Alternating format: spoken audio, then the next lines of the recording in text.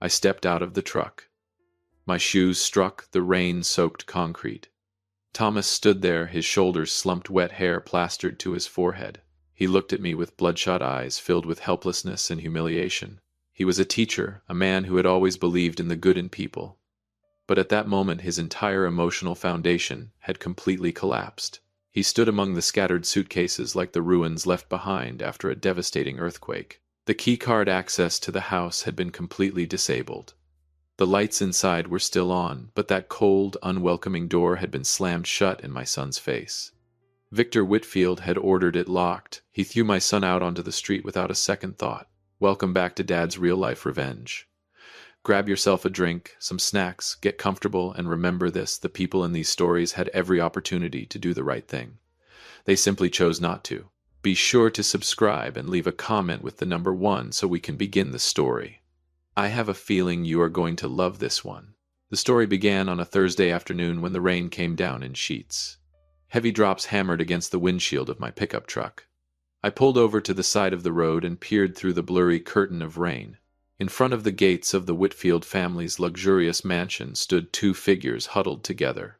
It was Thomas, my son, and Grace, my 6-year-old granddaughter.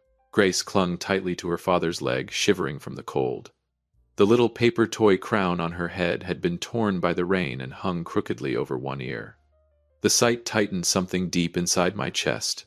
As an engineer, I knew exactly when a structure had reached its load limit. My son had reached his. I did not say a word of criticism. I did not ask why. I walked over, scooped Grace up with one arm, and grabbed the 2 heaviest suitcases with the other. Then I looked Thomas straight in the eyes. My voice was firm and steady, like a steel beam holding up a roof on the verge of collapse. Get in the truck. Both of you. The truck doors slammed shut. The roar of the rain was instantly sealed outside, leaving only the sound of Thomas's ragged, humiliated breathing inside the cab. I glanced into the rearview mirror. My son sat there with his head buried in his hands. Grace had already fallen asleep from exhaustion, the torn paper crown still resting in her tiny fingers. I shifted into gear and the truck slowly pulled away, leaving Victor Whitfield's mansion behind. Watching my son shattered like that dragged my mind back 2 years.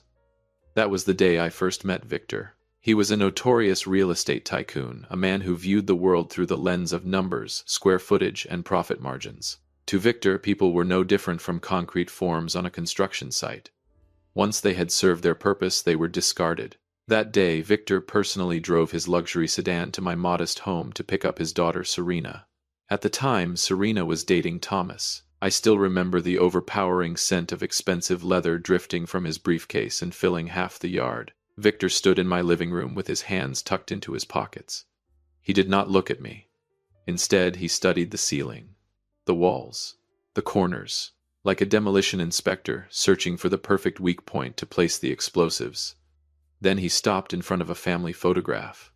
A faint smile crept across his face, the kind of smile that carried more contempt than words ever could. He turned toward me and said in a patronizing tone, "This house feels very cozy."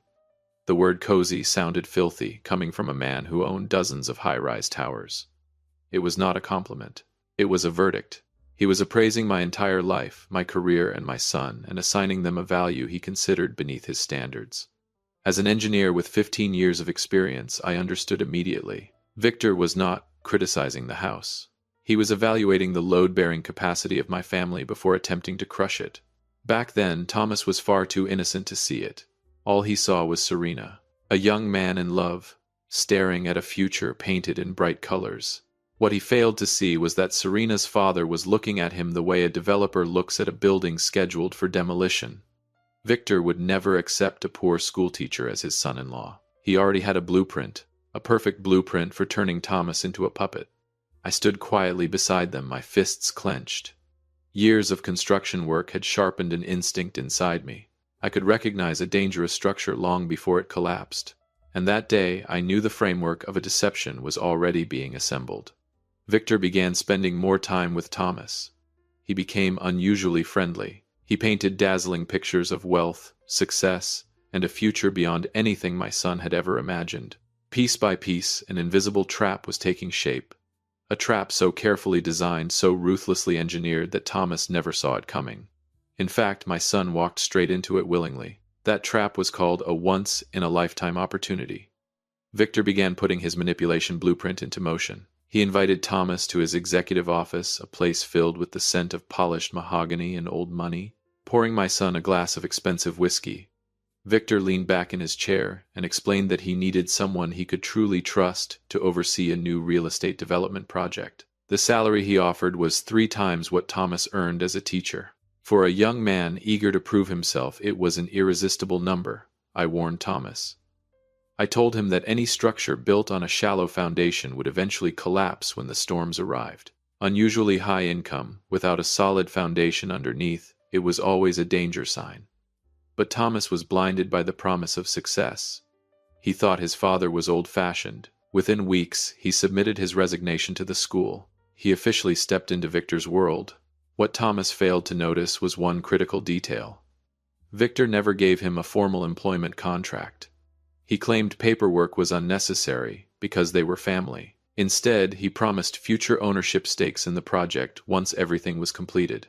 That was how Victor began constructing a borrowed life around my son. He provided Thomas with a luxury car. He paid for an upscale apartment for Thomas and Serena. Every symbol of success appeared overnight. But every single one of those assets belonged to Victor's company. Thomas believed he was climbing higher through his own hard work. In reality, he was standing on temporary scaffolding controlled entirely by his father-in-law. All Victor had to do was pull a single pin.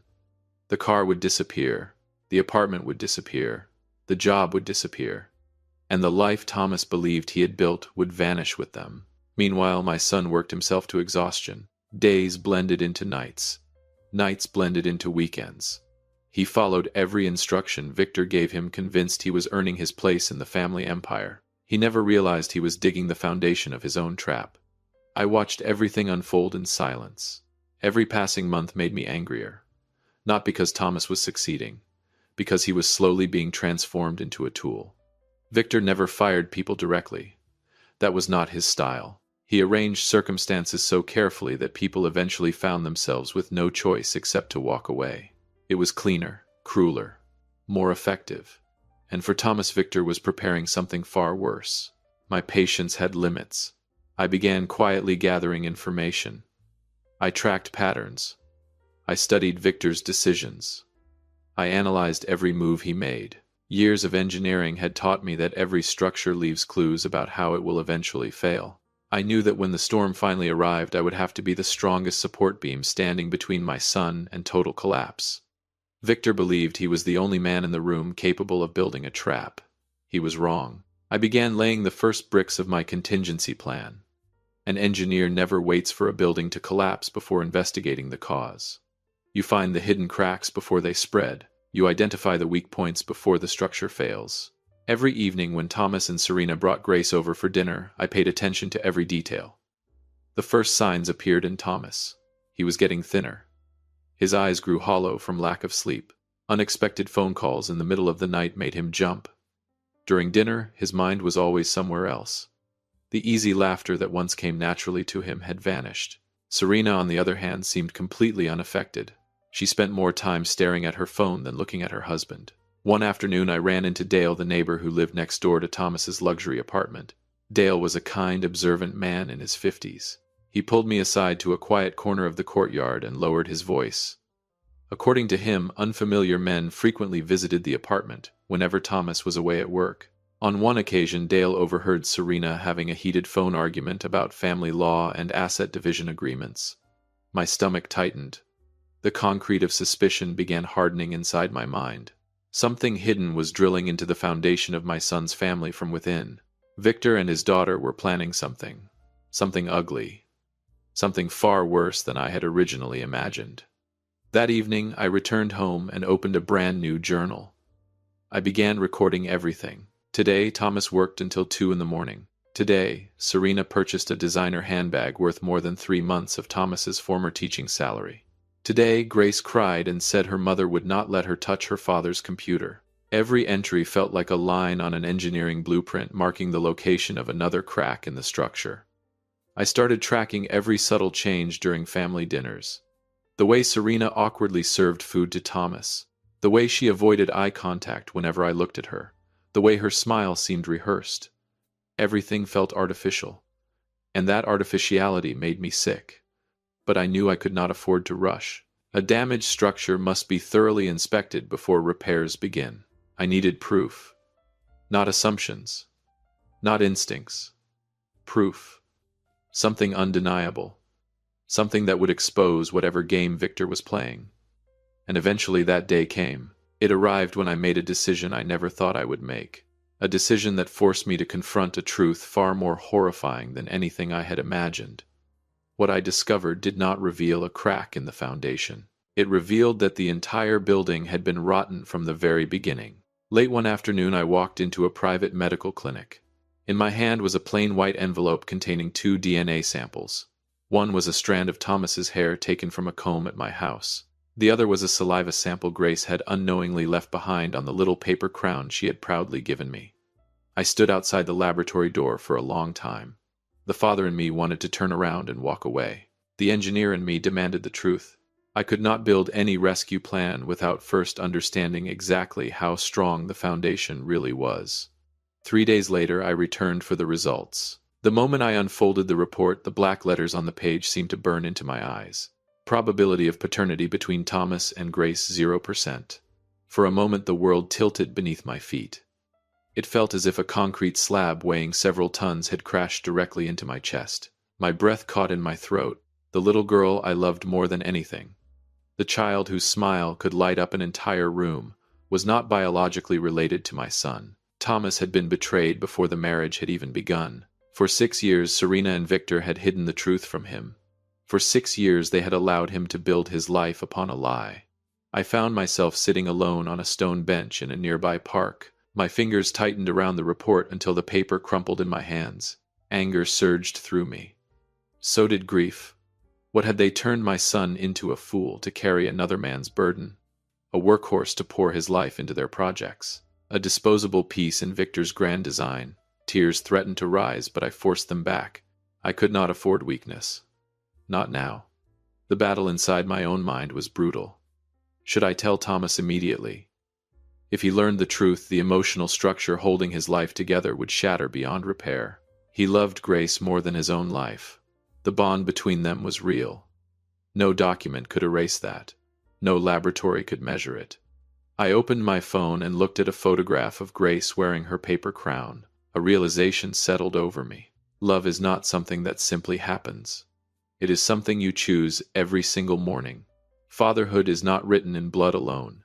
It is built through sacrifice, devotion, and countless small acts of love. Like the support beams hidden inside a ship holding everything together through every storm. For 6 years, Thomas had chosen to be Grace's father with all his heart. Nothing could change that. I wiped my eyes and slipped the report deep inside my jacket. I made a decision. The secret would stay with me. At least for now. I would not allow Victor to use this truth as a wrecking ball against my son. Instead, I would turn that pain into the sharpest weapon I possessed. My plan had changed. This was no longer a defensive effort to protect Thomas from harm. It had become a demolition project, and the target was Victor Whitfield's empire. The DNA report rested against my chest. A few sheets of paper, nothing more. Yet those pages changed everything. They transformed my strategy into something colder, sharper, more relentless than ever before. If you have stayed with me this far, then this story has probably stirred something inside you. Take a quick moment to like and subscribe. Leave a comment with the number 5 so I know you made it this far. And tell me how you think this story should end. Many people watch without doing it, but it costs nothing and means more to us than you might imagine. The truth about Grace's paternity was a devastating blow, but I refused to stay down for long. I needed more than emotional evidence. I needed legal evidence. I needed documents, paper trails, proof strong enough to expose the entire structure of deception that Victor Whitfield had spent years constructing. So I invested a substantial amount of money and hired a highly respected private investigator. His assignment was simple: examine every asset, review every contract, trace every document connected to Thomas and Serena's marriage. 2 weeks later, a confidential file arrived on my desk. As I turned page after page, the anger inside me burned hotter with every discovery. Victor Whitfield was even more ruthless than I had imagined. The luxury apartment Thomas believed belonged to him and Serena had never belonged to them at all. It was a fraud. The property remained registered under a subsidiary company controlled by Victor's corporate empire. Thomas was merely listed as an authorized occupant, nothing more. He was not an owner. He was not building equity. He was living in company housing disguised as a family home. The deeper I read, the worse it became. The investigator uncovered a prenuptial agreement bearing Thomas's signature. According to the records, Thomas had signed it the night before the wedding during a lavish celebration hosted by Victor. A celebration where alcohol flowed freely. A celebration Thomas barely remembered. The agreement was brutally one-sided. If the marriage ever ended, Thomas would walk away with nothing.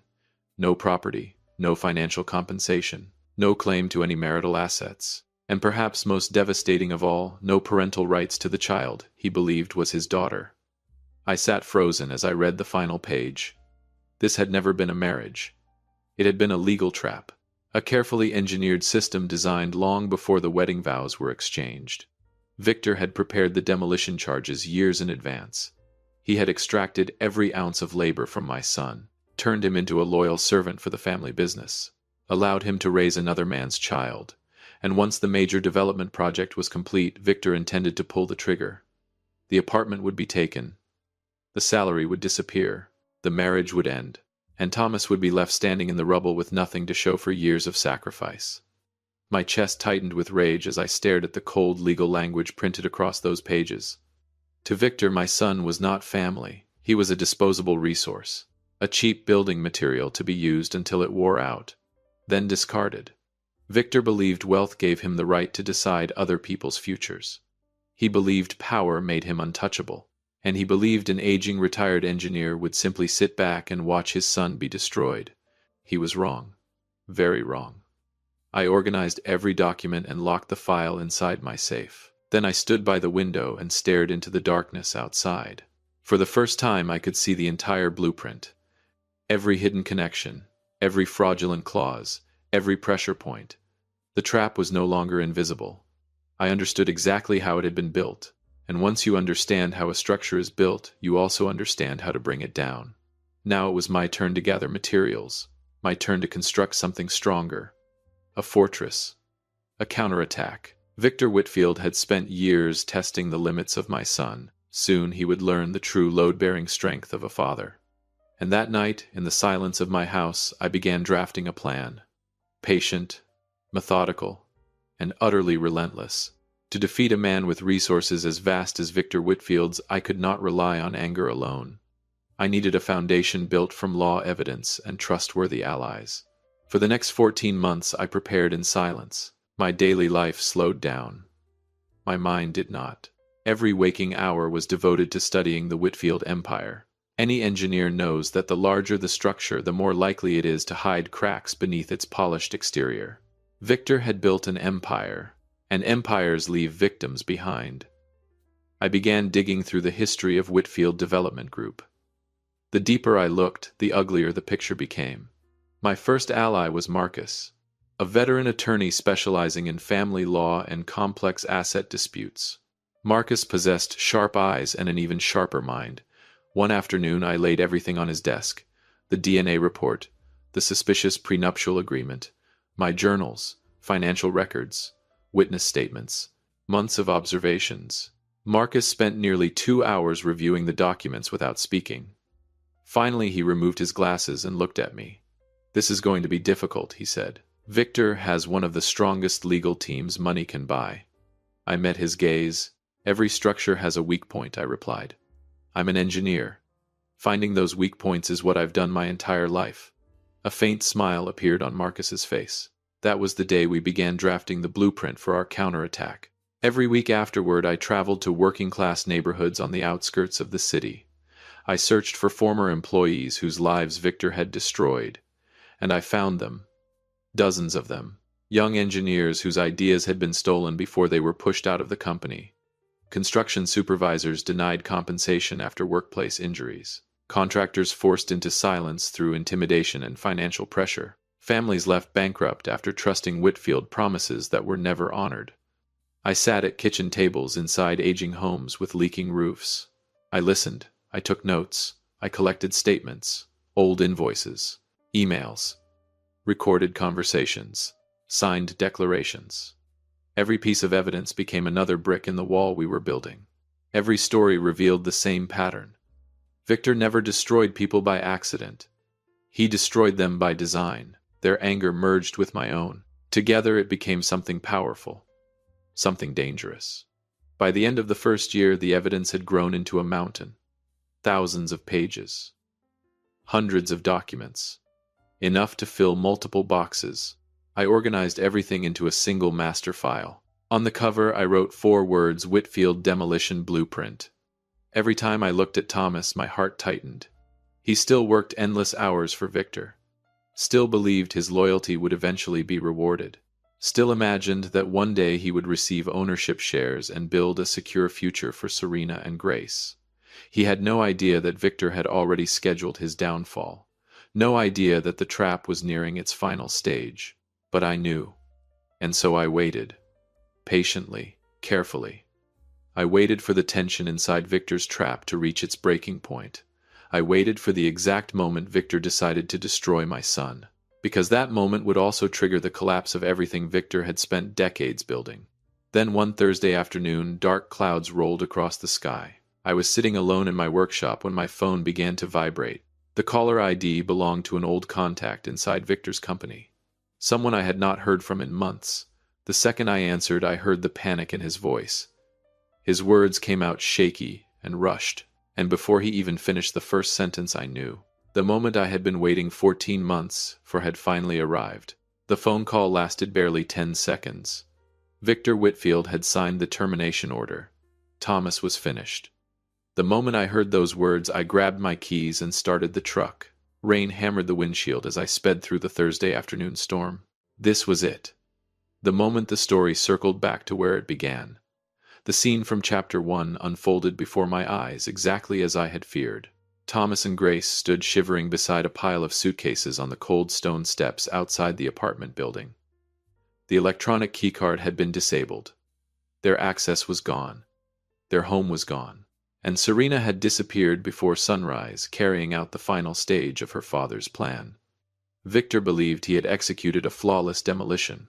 For 2 years he had squeezed every ounce of labor from my son, while Thomas helped deliver one of the company's largest projects.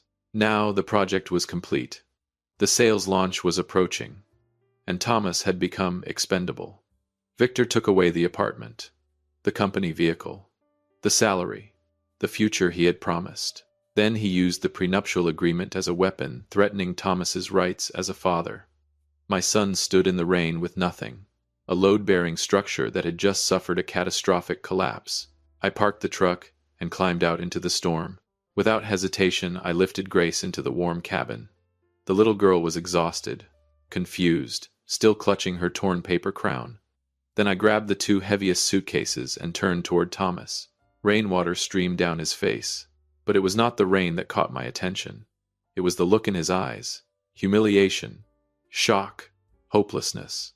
The expression of a man who believed he had lost everything. What Thomas did not know was that this moment had been anticipated for 14 months. I had waited for it, prepared for it, engineered for it. Victor had to strike first. I needed him to sign every termination notice himself, every eviction document, every order removing Thomas from company property. Those signatures transformed suspicion into evidence. They proved intent. They proved deception. They proved abuse. I stepped closer and placed a firm hand on my son's shoulder. Then I opened the truck bed and removed a waterproof black leather briefcase. The case was heavier than it looked. Inside was 14 months of preparation. The Whitfield Demolition Blueprint. Hundreds of pages. Financial records, tax documents, witness statements, payroll fraud reports, signed testimonies from former employees, evidence of exploitation, evidence of intimidation, evidence of corruption. And buried among those documents was the DNA report that had changed everything. I placed the briefcase into Thomas's trembling hands. His eyes widened. He looked from the case to me, confused, broken, searching for answers. I met his gaze. My voice cut through the thunder rolling across the sky. "This isn't the end," I pointed toward the briefcase. This is the beginning. The entire framework of Victor Whitfield's empire is cracked from the inside. Every weak point, every hidden defect, every lie, we found them all. For a long moment Thomas simply stared at me. The rain continued to fall. The thunder echoed overhead.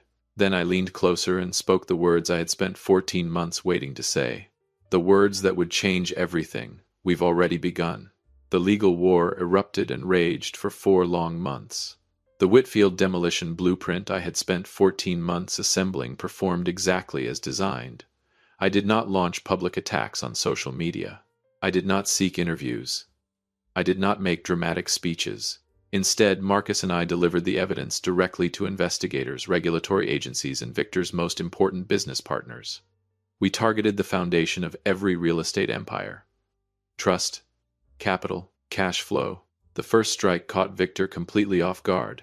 A detailed list of former employees who had been denied wages, intimidated, or mistreated was submitted to labor authorities, accompanied by supporting documentation and sworn statements. At the same time, evidence involving tax evasion shell companies and suspicious asset transfers within the Whitfield organization began surfacing. Financial newspapers quickly picked up the story. Industry publications followed. Within days, Victor's partners became nervous. Within weeks, they became terrified. Several major lenders suspended financing agreements connected to Whitfield's flagship development project. Investors began withdrawing. Banks started reviewing credit facilities. The company's cash flow seized up almost overnight. The empire that had taken decades to build began cracking apart in a matter of weeks. The final confrontation took place inside Victor's executive office. The same office that smelled of polished mahogany and arrogance. The same office where he had once recruited my son. That morning, Marcus Thomas and I walked through the doors without requesting an appointment. Victor sat behind his desk, but he no longer looked like the untouchable titan I had met 2 years earlier. His face was pale, his shoulders sagged, the confidence was gone.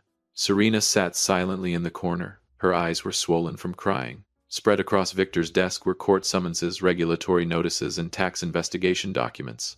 The walls were closing in. Victor glared at me. Then he slammed his fist against the desk. "You did this," he shouted. "You're trying to destroy me." I walked forward calmly. Then I placed Grace's DNA report on the desk. The room fell silent. I looked directly into Victor's eyes. "A structure built on lies," I said quietly, "always collapses. You lied to my son. You made him raise another man's child without telling him the truth. You exploited his loyalty. You stole years of his life. And now you're shocked that the foundation gave way." For several seconds nobody spoke. Then Serena broke. She slid from her chair onto her knees. Tears streamed down her face. She begged Thomas for forgiveness. Between sobs, she admitted everything. The deception, the lies, the role her father had played, the plan to legitimize Grace's birth while securing a dependable provider, the manipulation of Thomas's work, loyalty, and trust.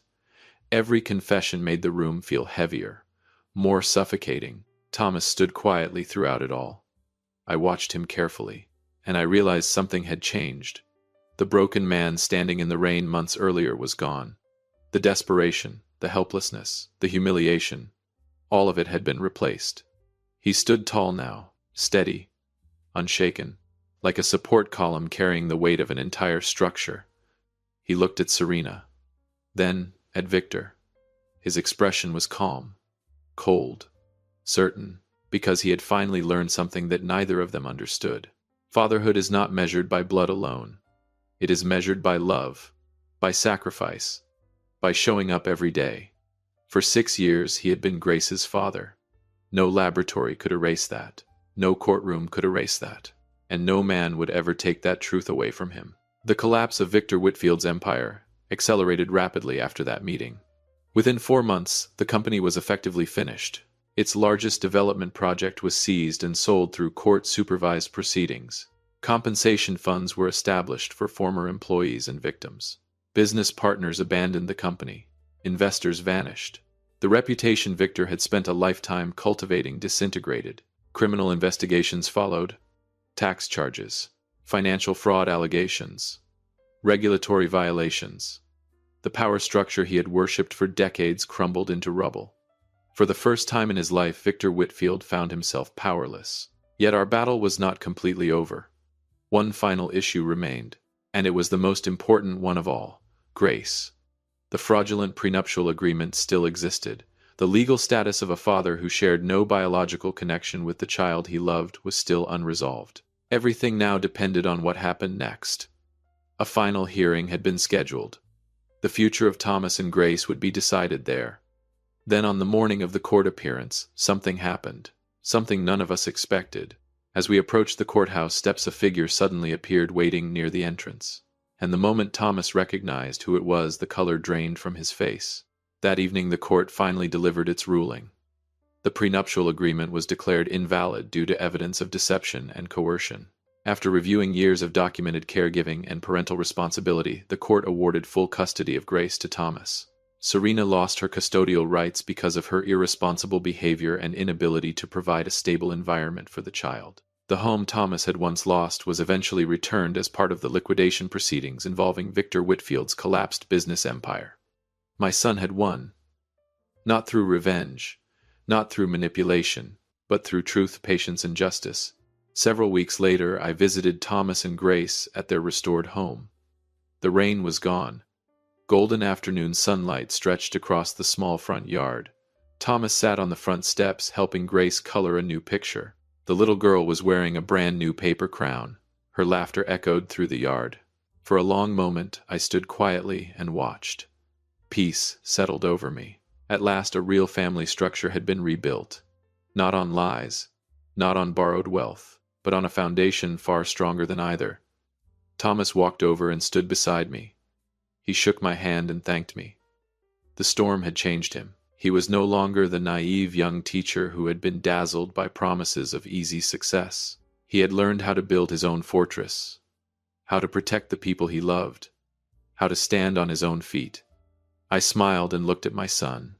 Then I told him something I hoped he would never forget. Love is not something that simply happens. It is something you choose every morning. Fatherhood is not determined solely by biology.